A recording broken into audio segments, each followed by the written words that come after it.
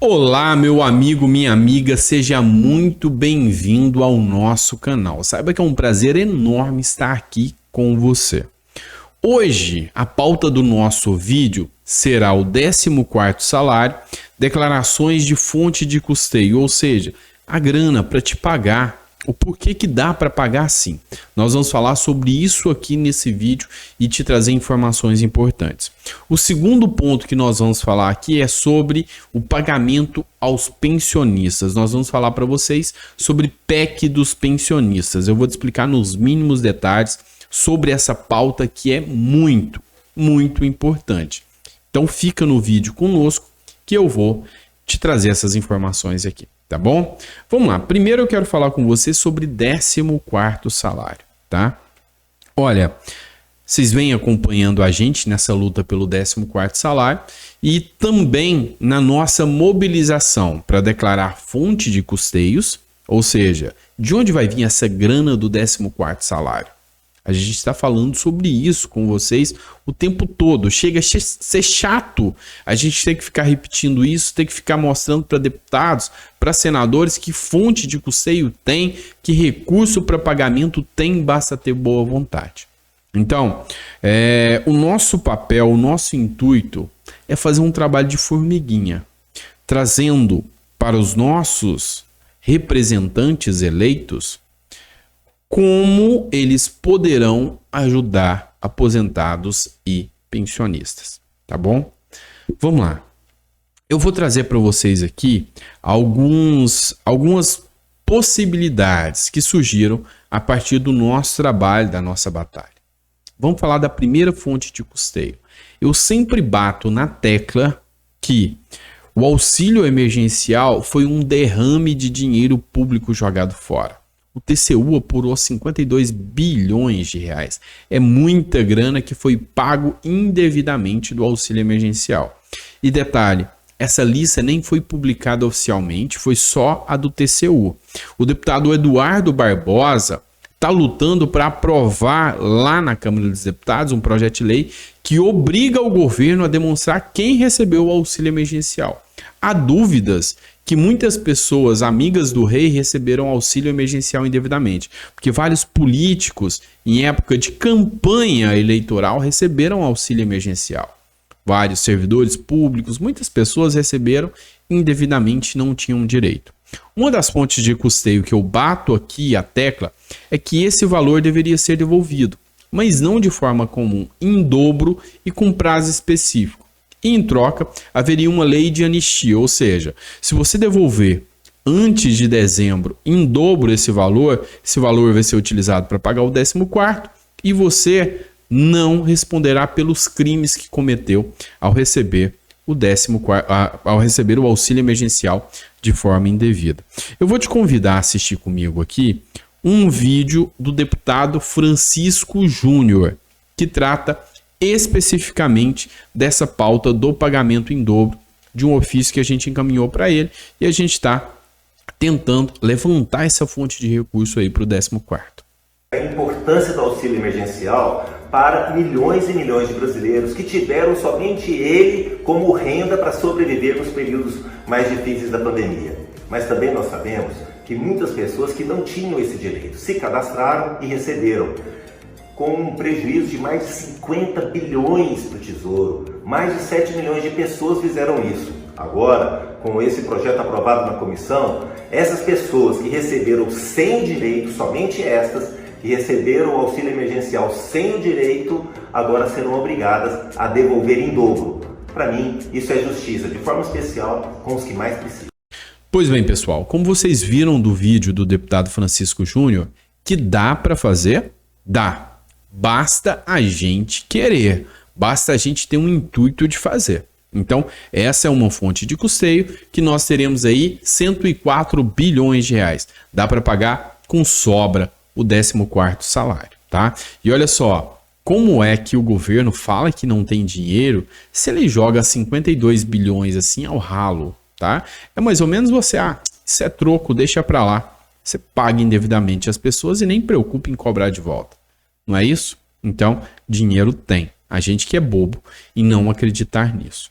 Eu vou trazer outro vídeo agora, do deputado Enio Verri.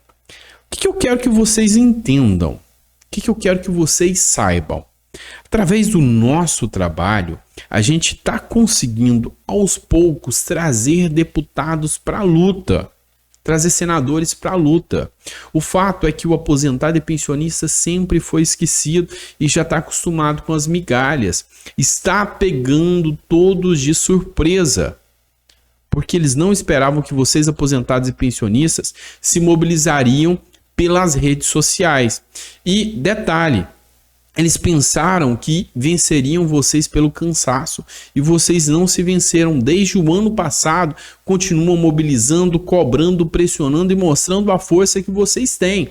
Isso é incrível, isso é muito, muito bom.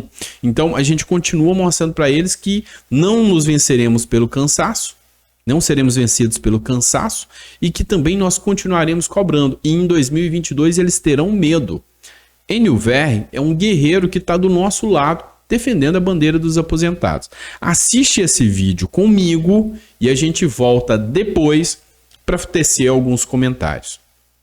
No momento de crise como estamos vivendo hoje em todo o país, os aposentados têm um papel determinante na sobrevivência da sua família. Por isso, o 14º salário é fundamental para que os aposentados e aposentadas garantam a sobrevivência dos seus. Nesse sentido, o debate de que o 14º salário gera inflação, ou pior, que não há recursos hoje para pagar essa conta, não é verdadeiro. Afinal de contas, basta aumentar a tributação de contribuição social do lucro líquido dos bancos, ou aumentar um pouco, minimamente, o imposto sobre os altos lucros da Petrobras, ou ainda aplicar algum tipo de imposto pequeno sobre as grandes fortunas. Teremos arrecadação de sobra para pagar o 14º salário, que nesse momento é determinante. Contem comigo nessa luta, uma luta que é justa, necessária e absolutamente viável. Basta a vontade política do governo federal. Pois bem, pessoal, vocês viram que a nossa mobilização está dando resultado. E deputados estão caçando fonte de custeio para bancar o 14º porque é uma necessidade. Agora a cereja do bolo. Até quem é da base do governo começou a se mobilizar porque sabe que em 2022 o voto de 35 milhões de aposentados e de seus familiares irá pesar nas eleições. Tanto é que a deputada Alê Silva apresentou seu voto favorável na Comissão de Finanças e Tributação e ainda propôs que os deputados e senadores abram mão do seu 13º salário para que o 14º possa ser pago. Ou seja, angariar mais uma fonte de custeio aí para que esse benefício seja pago, que ela citou ser importante, necessário e útil. Até a própria base do governo está entendendo. Mas você acha que isso aconteceu por mera dádiva? Não. Aconteceu pelo trabalho duro. Nem nada cai do céu além de chuva. Nem pense em dizer que isso aí é uma benevolência que surgiu por parte dos deputados. Não é não. É da sua luta e da sua batalha. Então, nós temos fonte de custeio. A gente acha que não precisa nem provar mais que dá para pagar o 14º. Então, se não vem, é porque não querem pagar. Agora tem mais coisa importante que eu trago para você. Tem coisa importante aqui. Presta atenção. Vou falar com vocês sobre um assunto muito interessante. Olha aqui esse comentário aqui do JP Matos, tá? Doutor Sandro, quando eu, aposentado, vier a falecer com o valor de R$ 2.040, vai diminuir. Minha esposa que vai ficar vai ter dificuldade. Essa é uma preocupação não só de um, mas de vários. Então o que a gente tem que entender? Que dá para mudar isso. Com a reforma da Previdência, eu vou trazer uma matéria para vocês aqui do site Conjur, que é um dos mais importantes que a gente tem na área jurídica. Olha só, a regra de aposentadoria é uma injustiça para as pensionistas. Como que ficou?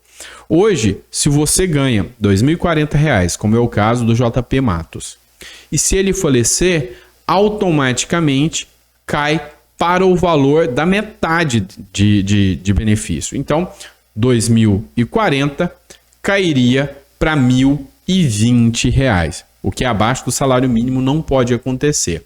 Mas, como tem mais 10% para cada dependente, aplicaria ali mais 10%, mais R$200. Então, para quem ganha 2.040, o valor do benefício da esposa dele ficaria R$1.240. Agora eu te pergunto, essa diferença dos R$240, dos R$220 para os 2.040, não faria diferença? R$820 a menos. Com certeza faz muita diferença. Então, um outro aposentado, tá, me apresentou essa proposta. Não é minha. Não é minha. Eu simplesmente abracei, porque eu tenho conhecimentos jurídicos para isso. E se a pessoa me procurou me propondo isso, é porque acredita no meu trabalho de advogado. É porque confia no meu trabalho de advogado. Então, se ela me procurou e falou, olha, Sandro, eu sei que você é a pessoa capaz de apresentar esse projeto. É porque a pessoa confia que eu sou um bom advogado. Então, eu apresentei o texto da PEC das pensionistas. Ou seja, vamos revogar a emenda constitucional que reduziu o valor do pagamento aos pensionistas. Essa é a ideia. E como que tá? A gente precisa de 27 assinaturas. Eu já entreguei esse texto na mão do Adroaldo Portal e do senador Everton Rocha. Faltam só 3 assinaturas. Não é um trabalho fácil. A gente já está mais de 6 meses buscando assinaturas.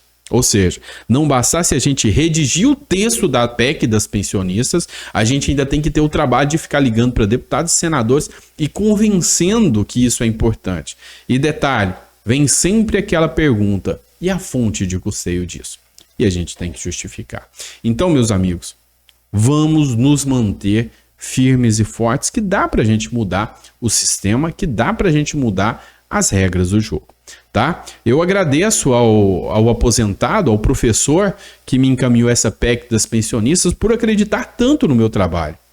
E dizendo que eu estou fazendo o trabalho duro em correr atrás das assinaturas e ter feito o texto. E se Deus quiser, isso vai dar certo, sim, tá? Basta ter boa vontade, basta correr atrás e basta querer fazer a diferença, tá bom? Beijo no coração e até o próximo vídeo.